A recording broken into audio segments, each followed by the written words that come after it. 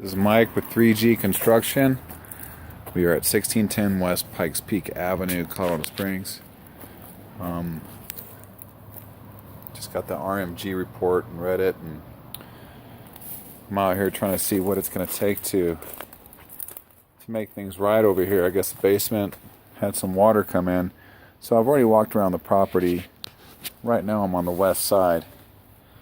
I don't know if you can see, but all along this side,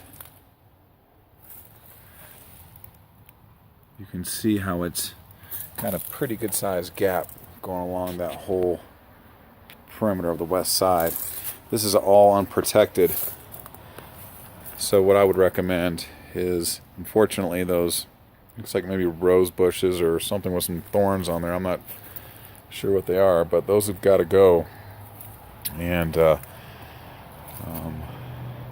I would clean some of this debris up, clean up some of this loose mulch and get rid of it, and put some non-expansive structural fill, and make sure that we get a positive grade away from the house and compact it, protect it with some landscaping fabric, and then cover it with either mulch or rock.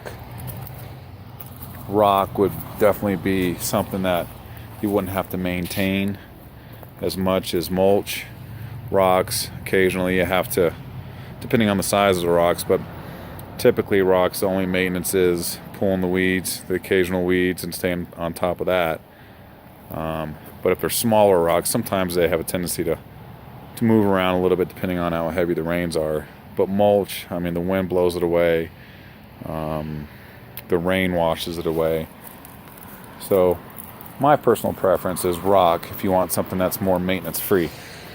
But this whole side, and you can look at it, it looks like it's got a great slope, but that water is just going to absorb right next to the foundation, and it definitely has a good chance of getting inside the basement.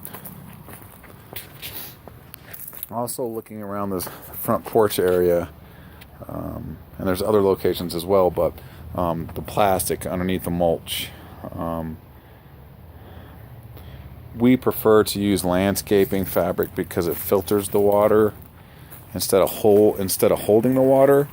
Especially if you put it on a negative grade, which there is some little pockets here, and then on the other side of the fence here, there's some pockets where that water is just going to rush down like a water slide right to the house. So it's, I'm not too surprised that water's getting in the basement because of that plastic, for sure.